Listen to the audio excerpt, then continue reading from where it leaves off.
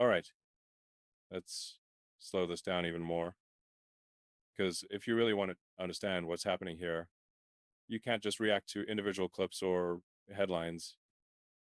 You have to trace the system, the incentives, the timelines, the contradictions, and yeah, that takes time.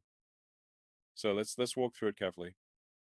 I'm gonna talk this through the way I actually think about things, with pauses, with connections, with context, because none of this exists in isolation. Um, so start with the moment everyone keeps circling back to 1998. That's the year Donald Trump says he met Melania. And that date matters more than people realize. Because when you ask what was Trump doing in 1998, the answer is not vague. It's actually very well documented. In the late 1990 seconds, Trump was deeply embedded in a social scene that overlapped with Jeffrey Epstein.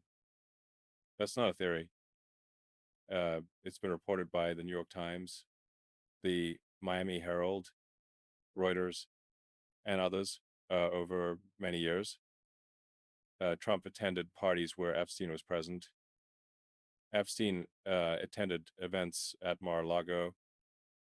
Trump himself once told New York Magazine in 2002 that Epstein liked women on the younger side. That quote exists. It's archived. It's real. So when people say, why bring Epstein up again? The answer is simple. Because the timeline overlaps, because the social circles overlap, and because the photographic record overlaps. Now, layer Melania's story onto that moment. According to Melania, she met Trump at the Kit Kat Club in Manhattan. She has described it as glamorous. A place full of editors, models, and fashion insiders. But contemporaneous accounts of the Kit Kat Club paint a very different picture. It wasn't Vogue level elegance. It was a nightlife venue known for being grimy, transactional, and closely tied to modeling scouts and so-called agencies that blurred ethical lines. And that brings us to Paolo Zampoli. Zampoli is not a random name pulled from the internet. He is a real figure who's been profiled in mainstream outlets. He ran modeling agencies in the 1990 seconds that recruited young women from Eastern Europe and brought them to the United States. He organized parties where these women were introduced to wealthy and powerful men. And later, he was appointed by Donald Trump as a U.S. ambassador. That appointment is public record. So in 1998, you have Trump, Epstein, Zampoli, and a nightlife scene built around access and power. That's the ecosystem. Now look at Melania's biography. For years, her official bio stated that she earned a degree in architecture and design from a university in Slovenia. That claim was repeated in interviews and promotional materials.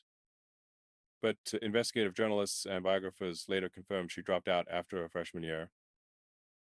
She did not earn the degree.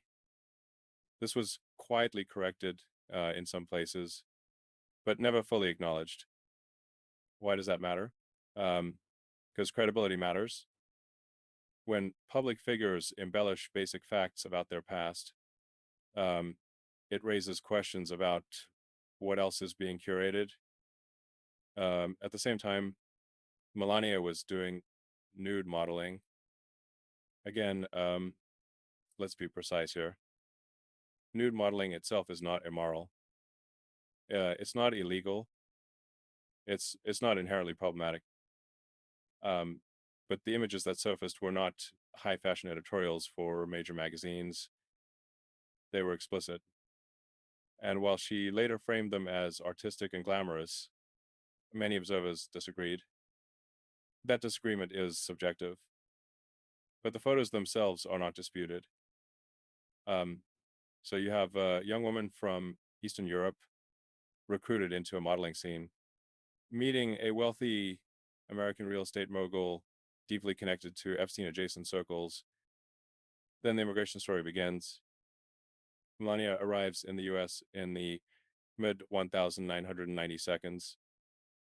In 2001, she receives an EB1 visa, the so called Einstein visa. This category is reserved for individuals with extraordinary ability, scientists, renowned artists, elite athletes. It allows recipients to bypass years of waiting that ordinary immigrants endure. This is not speculation.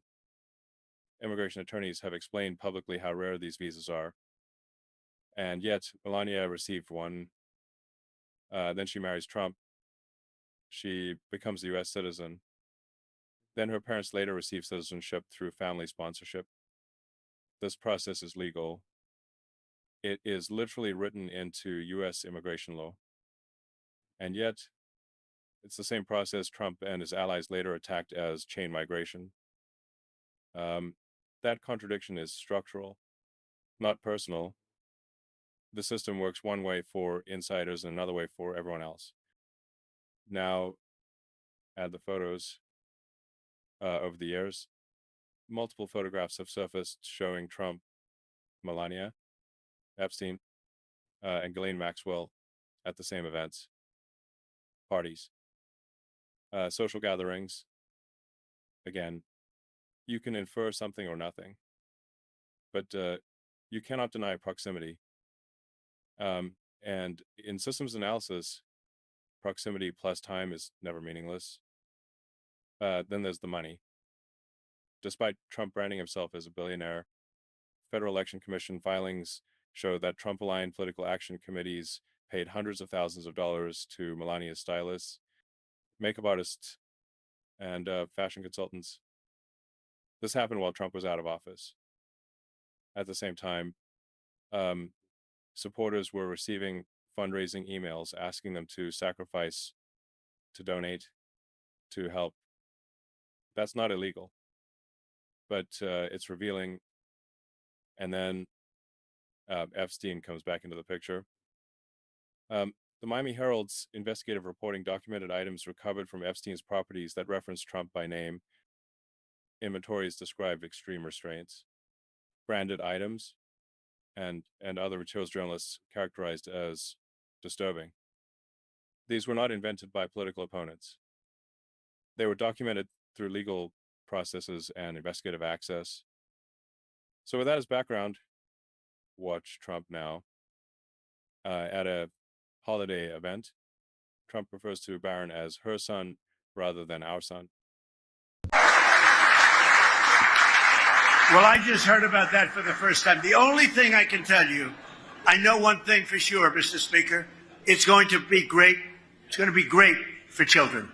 Okay? I don't know what it is she's doing, but I know it's going to be great for children because she loves children and she's got a wonderful boy and she's very proud of her boy, but she loves children. And if she puts it out, it'll be maybe unanimous again or whatever that was, but very close, unanimous again. That might seem small, but language reveals psychology, and it struck many observers as oddly distancing. Watch Melania during Trump's speeches. When he mocks immigrants. I went to the hospital, and they actually thought he wasn't going to make it. His wife was devastated. She was crying. I tell the story. I found out that night you have a wife that loves you dearly. I know many wives would not even be crying. But your wife was absolutely a mess. She was crying. She was inconsolable, Steve. So we found that out, but he made it. When he makes crude jokes, when he talks about wives and families, her expression often goes flat, stone-faced. That's not interpretation. That's what the camera shows. Then there's the Christmas book moment. Headlines mocked Melania for struggling to read a children's book aloud. And let me be clear again. Mocking someone for learning English is wrong. Period. English is difficult. No one should be ridiculed for that. But the contradiction still exists. She has lived in the United States since 1996, nearly 3 decades. Her public image claims fluency in 5 languages. Yet on camera, reading a simple children's book appears genuinely difficult. Santa see in the dark? Does he wear night vision goggles that make everything green? I bet he'd like that because Santa likes green. Or heat vision goggles because he might like red better. Should we leave out carrots, not cookies, on Christmas Eve, since they're good for his eyesight? No, the twinkling lights on the tree will make enough light for Santa to see, tiptoeing past chairs without bumping his knee, to leave a present or 2 or 3 and get a kiss from the dog, if it's a dog that licks, and take a cookie or 2 or 3 and then leave. Santa goes up the chimney the same way he comes down, and I have no idea how Santa does that. But I'm so glad he can. Now, contrast that with how the Trump political apparatus treats other immigrants. There was a recent interview with a Brazilian mother whose child was taken into custody. Ask me some answers. What, have you had a chance to talk to Caroline Levitt? No. I mean, what would you say to her? I guess I'm still stunned by the fact that you chose her to be your son's godmother, right? Over my sister. You had it over your own sister. Over my sister. And now all of this is happening. I mean, what do you have to say to her? I think what I would have to say to Caroline is just because you went to a Catholic school doesn't make you a good Catholic. You know, you're a mother. You are a mother now, and you should know. How would you feel if you were in my shoes? You know, how would you feel if somebody did this to you? Because at the end of the day, nobody's above the law. You know, it could happen to anybody. So I can't wrap my mind around it. And hopefully there's a logical explanation for all of this. I mean, this is just a picture of you. Obviously, we've blurred your son's face out, but it's you and Caroline. Yes. Little pool party. Yes. I mean, in Atkinson, yes. Yeah.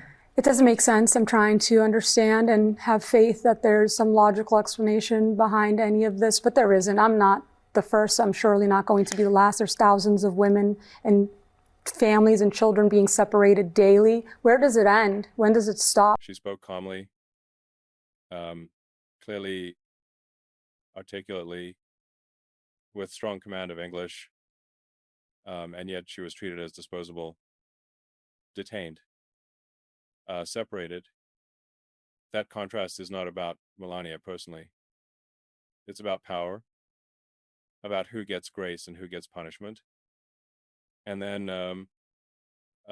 there's the plagiarism.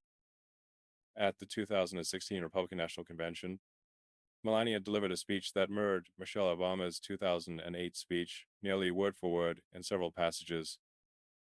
My parents were raised with so many of the same values. That you work hard for what you want. You work hard for what you want. That your word is your bond. That your word is your bond. That you do what you say you're going to do. That you treat people with respect. With dignity and respect, even if you don't know them and even if you don't agree with them.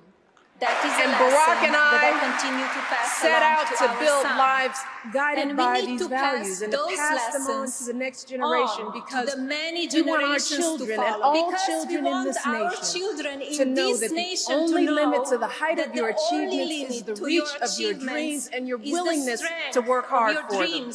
And your willingness to work for them. This was confirmed by CNN, the Associated Press, and others. The campaign eventually acknowledged it. But the incident revealed something deeper, a willingness to copy narratives without accountability. Now, step back. What does all of this add up to? Not a single crime, not a single smoking gun, but a pattern of access, a pattern of protection, a pattern of curated narratives. So take your time with this, think it through, talk about it, disagree, debate, but don't look away. If you want more deep, connected analysis like this, if you want conversations that treat you like an adult who can handle complexity, subscribe, share this, leave your thoughts below. And yeah, let's keep pulling on the threads.